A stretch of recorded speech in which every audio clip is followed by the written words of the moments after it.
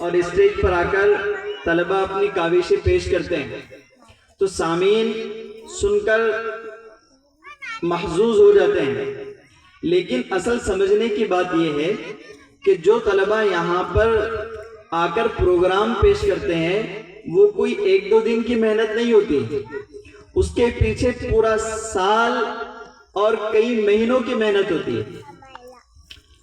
جیسے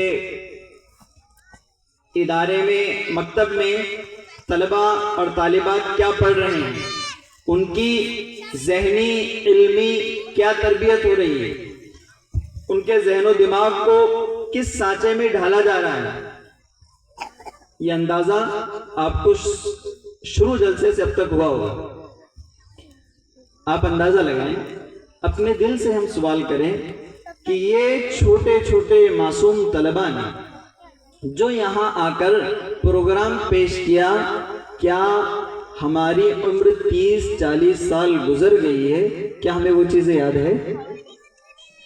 اگر ہماری ضمیر سے ہم یہ سوال کر لیں اور اس کا جو جواب ہمیں ملے گا وہی اس مکتب کا نتیجہ ہے۔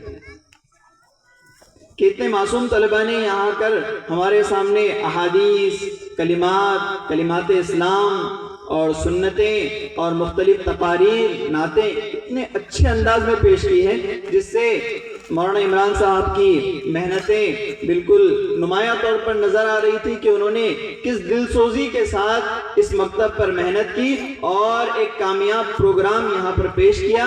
جیسے دیگ چڑھتی ہے تو پوری دیگ چکھ کر اندازہ نہیں لگایا جا سکتا ہے کہ کیسا بنا ہے، بس وہ تو دانے دیکھ لیے جاتے ہیں چند، اس سے انداز ہوتا ہے کہ دیگ کیسی چڑھی ہے اور کیسی بنی ہے۔ تو ٹھیک اسی طریقے سے 2-4 پروگرام سے ہی انداز آ جاتا ہے کہ استاد کی کس دل سوزی کی محنت ہے۔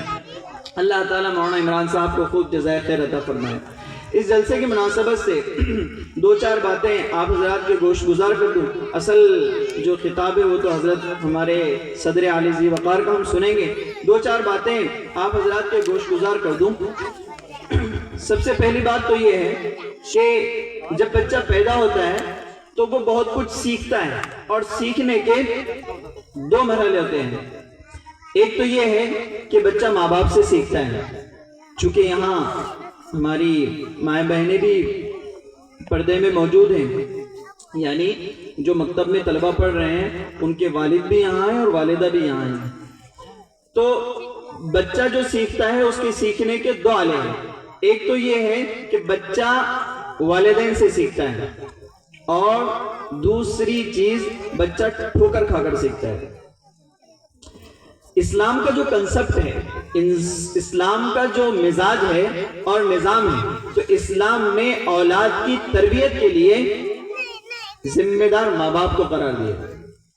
یا ایھا الذین آمنوا قوا انفسکم واہلیکم نارا، اے ایمان والو، جہاں پر ہمیں یہ حکم ہے کہ ہمیں خود جہنم کی آگ سے بچنا ہے، وہی انفسکم کے ساتھ اہلیکم کا لفظ ہے کہ اپنے ماں باپ کو بھی، اپنے ماں باپ جس طرح خود جہنم سے بچنے کی فکر کریں گے تو ان کی یہ ذمہ داری ہے کہ اپنے بچوں کو بھی جہنم کی آگ سے بچائیں۔ اور جہنم کی آگ سے کیسے بچایا جائے گا؟ حضرت ابراہیم علیہ نبی علیہ السلام کی زندگی پڑھیے، دیکھیے حضرت، جب آپ حضرت ابراہیم علیہ نبی علیہ السلام کی زندگی دیکھیں گے کہ کیسے انہوں نے اپنے بچے کی تربیت کی، تو آپ کو انداز ہوگا اسلام نے جو نظام دیا ہے کہ بچے کی تربیت والدین کی ذمہ داری ہے۔ اب والدین کیا کرتے ہیں؟ جب انتظار کرتے ہیں کہ بچہ بڑا ہوگا تو سیکھیں گے، یہ ہماری سب سے بڑی غلطی ہے جس کو آج اس مجلس میں درست اور صحیح کرنے کی ضرورت ہے۔ جیسے ایک 3 سالہ بچہ ہے، ایک پروفیسر ہے، وہ کہنے لگے کہ جب ہم کوئی فون آتا ہے تو فون آ کر ہم کہتے ہیں پروفیسر عبداللہ اسپیکنگ، یعنی پروفیسر عبداللہ کہہ رہا ہوں۔ تو ظاہر بات ہے جب فون آتا ہے تو تعارف کے لیے اس طرح کہہ دیتے ہیں کہ میں یہ فلاں شخص کہہ رہا ہوں، تاکہ سامنے والے کو اس بات کا علم ہو جائے کہ کون صاحب بات کر رہے ہیں۔ کہنے لگے کہ ایک دن میں باہر سے آ رہا تھا، گھر میں موبائل بج رہا تھا، 3 سالہ بچہ دوڑا دوڑا موبائل کی طرف گیا اور موبائل اٹھا کر اس نے کہا پروفیسر عبداللہ اسپیکنگ. حیران رہ گیا میں کہ یہ بچہ کیسے کہہ رہا ہے. حالانکہ پروفیسر عبداللہ اسپیکنگ کا مطلب بچے کو نہیں معلوم، لیکن اس نے جو سیکھا ہے وہ اس کے والد سے سیکھا ہے. اور یہی ہمارے لیے سبق ہے کہ جو بچے جو سیکھتے ہیں وہ ماں باپ کے دن بھر کے اعمال سے سیکھتے ہیں. ہم یہ کہیں کہ سچ بولو اور ہم پورا دن جھوٹ بول رہے ہیں، بچے کیا سیکھیں گے؟ ہم کہہ رہے ہیں کہ نماز پڑھو، ماں باپ خود نماز نہ پڑھے، بچے کیسے نماز پڑھیں گے؟ ہم کہہ رہے ہیں قرآن کی تلاوت کرو، جبکہ بچے نے کبھی نہیں دیکھا کہ باپ نے قرآن کو ہاتھ میں لیا ہے، اس کے جزدان کو صاف کیا ہے، اپنے کپڑوں سے قرآن کو صاف کیا ہے اور اس کی تلاوت کی ہے. بیٹے نے کبھی نہیں دیکھا، تو کیا اس بچے سے توقع کی جا سکتی ہے کہ وہ کبھی قرآن کی عظمت دل میں اتارے گا یا قرآن کی تلاوت کرے گا؟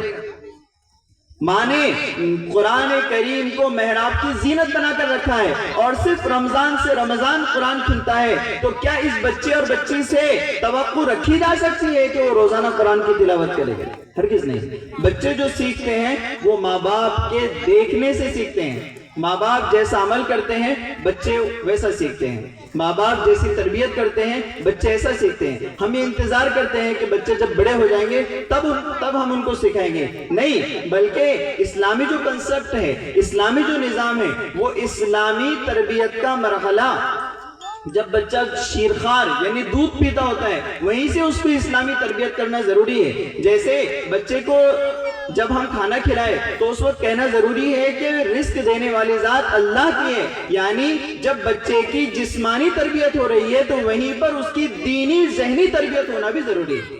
جیسے حضرت خواجہ قطب الدین بختیار کاکی رحمۃ اللہ علیہ کے متعلق آپ نے سنا ہوگا کہ بختیار کاکی ہندی لفظ ہے جو روٹی کے معنی میں آتا ہے.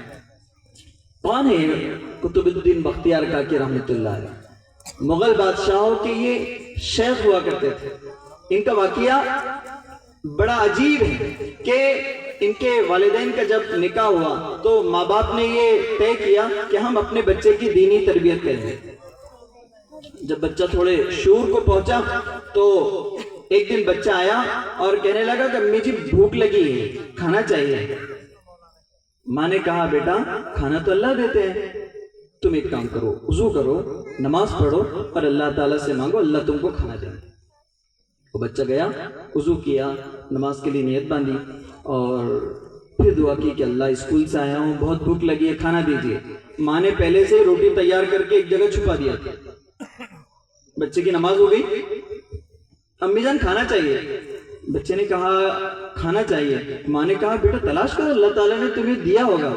جب بیٹے نے تلاش کیا تو اس کو روٹی ملی. بیٹے نے خوشی خوشی کھایا. ایک دن ہو گیا، 2 دن ہو گیا تو وہ بچہ خوشی خوشی ماں کے ساتھ کہنے لگا کہ امی جان اللہ پاک کتنے اچھے ہیں جو روزانہ مجھ کو روٹی دیتے ہیں اور اچھی دیتے ہیں، میں پیٹ بھر کر کھاتا ہوں. ایک دن کا واقعہ ہے کہ کئی مہینے گزر گئے کہ ماں کسی پروگرام میں چلی گئی.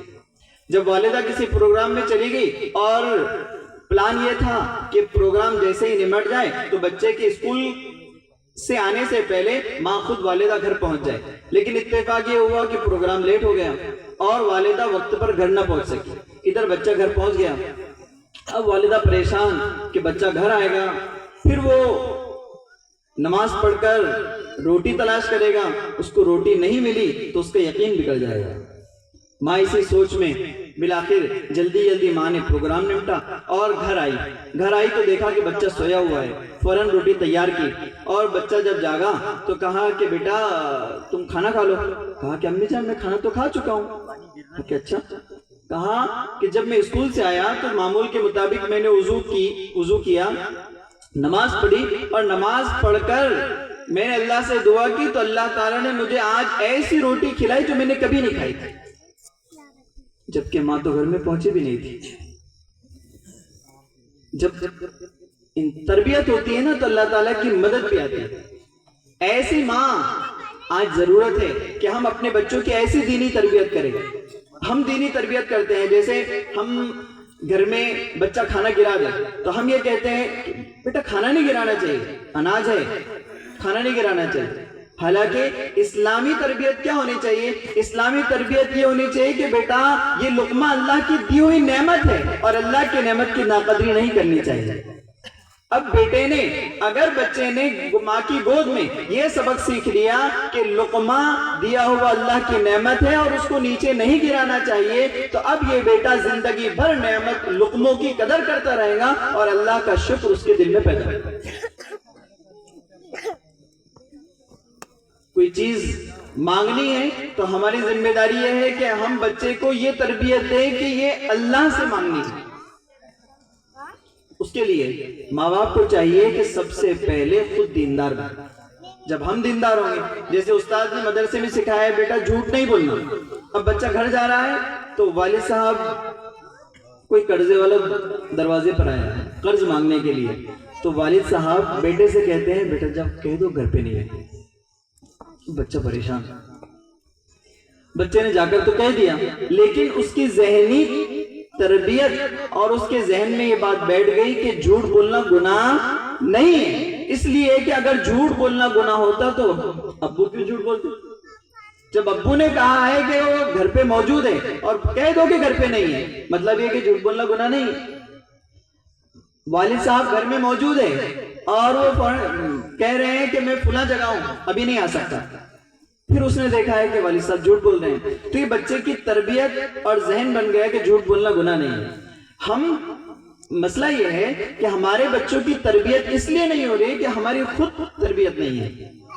ضرورت اس بات کی ہے کہ اگر ہم یہ چاہتے ہیں کہ ہماری یہ نسلیں ایمان پر باقی رہیں. آج جیسے بچے بڑے ہو جاتے ہیں تو امام صاحب کے پاس، علماء کے پاس لوگ تعویذ لینے کے لیے آتے ہیں کہ بچہ سمجھا نہیں، بہت نافرمان ہو گیا، لیکن اس کے پیچھے وجہ نہیں تلاش کرتے کہ یہ نافرمان کیوں ہوا.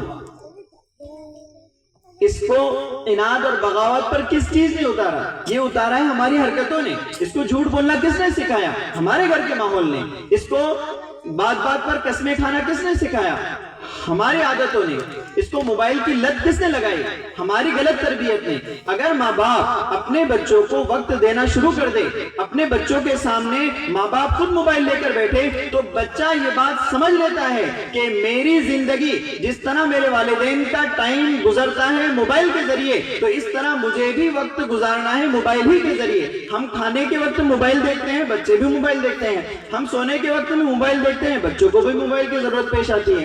اصل غلطی جو ہے وہ ماں باپ کی ہے. ہم نے ہمارے بچوں کی صحیح تربیت نہیں کی، اس لیے آج ماحول خراب ہے، اس لیے آج دینی ماحول نہیں بن رہا ہے. ہم یہ چاہتے ہیں کہ ہمارا پورا معاشرہ، ہماری پوری سوسائٹی، ہماری پوری بستی دیندار بنے، تو اس کے لیے ہر فرد کو دیندار بننا ہوگا، ہمارے بڑوں کو دیندار بننا ہوگا. تب جا کے ہماری نسلیں دیندار بنے گی، ہمارے بچے دیندار بنیں گے. اور یہی دیندار معاشرہ جب جوانی کی دہلیز پر قدم رکھے گا تو اس وقت یہ آج جو شکایتیں ہو رہی ہے، جو ارتداد کے دہانے پھوٹ رہے ہیں، ارتداد کی جو لہریں امڑ رہی ہے، یہ ہماری غفلت کا نتیجہ ہے. اگر ہم ابھی سے توجہ دیں تو یہ ساری چیزیں ہمارے لیے آسان ہو سکتی ہے. آج ضرورت ہے اس بات کی، آج اس مجلس سے ہم یہ پیغام لے کر جائیں کہ ہم اپنے بچوں کی صحیح تربیت کریں گے، اور صحیح تربیت کے لیے ہمیں صحیح بننا ضروری ہے. سب سے پہلے ہم یہ کوشش کریں، اور اس کے لیے بھی مستقل سیکھنے کی ضرورت ہے کہ بچوں کی صحیح تربیت کیسے کی جاتی ہے. صحیح تربیت کے بہت سارے اصول ہیں. اس میں سے پہلا اصول یہ ہے کہ وہ اپنے والدین بچوں کے لیے دعا کا اہتمام کریں. ہم مانگتے نہیں اللہ سے کہ ہم اللہ ہمارے بچے کو دیندار بنا دے. حضور نبی اکرم صلی اللہ علیہ وسلم نے حضرت آپ صلی اللہ علیہ وسلم کی خدمت میں 3 عبداللہ رہتے تھے، عبداللہ ابن مسعود، عبداللہ ابن عمر. تو یہ صحابہ کے لیے اللہ کے رسول صلی اللہ علیہ وسلم نام لے کر دعا کرتے تھے. اور آپ جانتے ہیں، حضرات علماء کرام جانتے ہیں کہ وہ کتنے بڑے محدث اور فقیہ بنے. تو یہ دعاؤں کا نتیجہ ہے. بچوں کے ساتھ نرمی کا برتاؤ کریں. ان اللہ رفیق یحب الرفق، کہ اللہ تعالیٰ خود نرمے اور نرمی کو پسند کرتے ہیں. تیسرا پہلا اصول بچوں کی تربیت میں سب سے پہلا اصول والدین بچوں کے لیے دعاؤں کا اہتمام کرے. دوسرا اصول یہ ہے کہ ان کے ساتھ نرمی کا برتاؤ کرے. تیسرا اصول یہ ہے کہ ان کو سچ بات بولنے کی تلقین کرتی رہے. اور یہ بہت سارے اصول ہیں جو ہم علماء اکرام سے معلوم کریں اور اس پر عمل پیرا ہونے کی کوشش کریں. اصل تو حضرت صدر محترم کی بات سننا ہے، اس لیے ہم اب اجازت چاہتے ہیں. اللہ پاک ہم دوبارہ مبارکباد دیتے ہیں مولانا عمران صاحب کو کہ آپ نے بہت اچھا پروگرام پیش کیا اور طلباء کو خوب اچھا تیار کیا. اللہ پاک آپ کی تمام مسائل جمیلہ کو قبول فرمائیں. جزاکم اللہ خیر و احسن الجزاء.